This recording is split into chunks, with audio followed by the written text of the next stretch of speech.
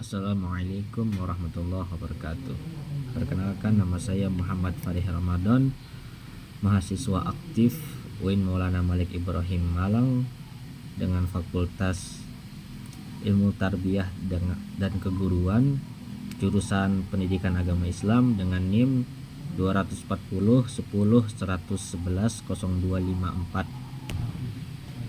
Saya akan menjelaskan matkul kewarganegaraan dengan dosen yang bernama Bapak Muhammad Tulus atau yang penggantinya Bapak Kamiluz Zaman, dengan materi yang berjudul Geopolitik Indonesia. Di sini saya akan menjelaskan tentang apa itu geopolitik yang ada di Indonesia. Yang pertama, teori dan praktek geopolitik. Teori geopolitik Indonesia.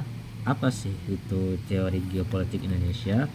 Geopolitik adalah ilmu yang mempelajari hubungan antara kekuatan politik dan wilayah geografis. Dalam konteks Indonesia, teori geopolitik dibangun atas dasar wawasan Nusantara. Yang pertama, wawasan Nusantara ini adalah pandangan geopolitik resmi Indonesia yang menekankan bahwa Indonesia adalah satu kesatuan politik, ekonomi, sosial,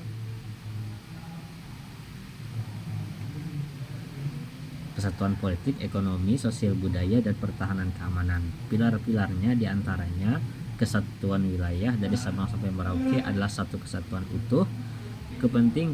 Yang kedua, kepentingan nasional di atas kepentingan daerah, persatuan dan keberagaman Bhinneka Tunggal Ika. Untuk pembahasan yang selanjutnya mengenai praktik geopolitik Indonesia. Yang pertama adalah politik luar negeri bebas aktif. Indonesia tidak memihak kekuatan besar tapi aktif dalam diplomasi internasional. Contoh, ketahanan yang pertama adalah peran aktif di ASEAN. Jadi ASEAN ini sangat penting untuk aktif dalam peran ini. Yang kedua, menjadi mediator konflik seperti di Palestina. Yang ketiga, menjaga hubungan baik dengan semua negara Amerika Serikat, Cina, Rusia, dan lain-lain. Yang selanjutnya adalah integrasi nasional. Otonomi daerah untuk menjaga harmoni sosial politik, transmigrasi dan pembangunan merata di luar Jawa, serta penanganan gerakan separatisme secara diplomatis dan militer. Selanjutnya mengenai tentang praktik geografis. Dalam praktiknya, teori geografis diterapkan dalam berbagai aspek kehidupan, terutama dalam perencanaan wilayah, mitigasi bencana, dan pengelolaan sumber daya. Yang pertama, pemanfaatan peta dan SIG, Sistem Informasi Geografis. Yang pertama digunakan untuk pemetaan potensi wilayah layaknya seperti pertanian, tambang, dan pariwisata. Untuk yang kedua, contoh peta rawan bencana gempa atau banjir. Kayak ada tandanya, kalau gunung segitiga, kalau rawan banjir gambarnya seperti ombak. Yang kedua, penataan ruang wilayah. Pemerintah menggunakan teori zonasi dalam merencana tata ruang wilayah atau yang disebut dengan RT/RW. Yang contohnya seperti pengembangan kota berbasis kawasan industri, pertanian, dan konservasi. Selanjutnya mengenai teori geografis. Apa itu teori geografis?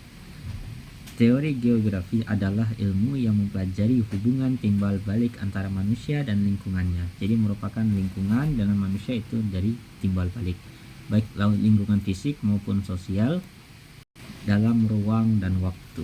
Cabang teori grafis. Yang pertama ada diantaranya mempelajari aspek-aspek alam dari bentuk muka bumi, geomorfologi disebutnya, iklim dan cuaca disebut klimatologi, yang terakhir adalah flora dan fauna.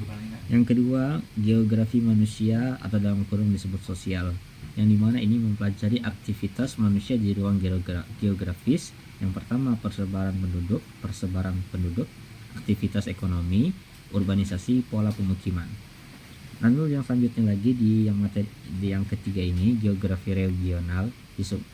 Ini merupakan mengkaji wilayah atau daerah secara khusus dengan pendekatan holistik dalam kurung hubungan fisik dan manusia. Dan yang selanjutnya, materi terakhir yang berjudulkan otonomi daerah. Apa itu otonomi daerah? Otonomi daerah ialah hak atau wewenang dan kewajiban daerah untuk mengatur dan mengurus sendiri urusan pemerintahan dan kepentingan masyarakat setempat sesuai dengan peraturan perundang-undangan. Artinya, pemerintah pusat memberikan sebagian kewenangan kepada pemerintah daerah, provinsi, kabupaten, dan kota untuk mengelola rumah tangganya sendiri.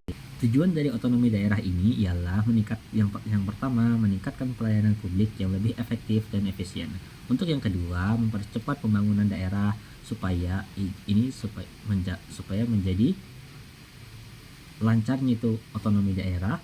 Yang ketiga, memperdayakan dan memberlakukan keadilan sosial di seluruh wilayah, mendekatkan pemerintah yang ke rakyat, yang nomor 4. Dan yang kelima, menjaga keutuhan NKRI melalui pengakuan keberagaman.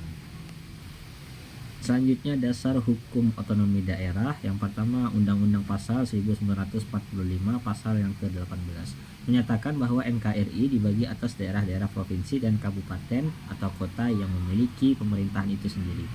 Mungkin ini saja yang dapat saya jelaskan, kurang lebihnya mohon maaf apabila ada salah kata. Wabillahi taufiq wal hidayah. Wassalamualaikum warahmatullahi wabarakatuh.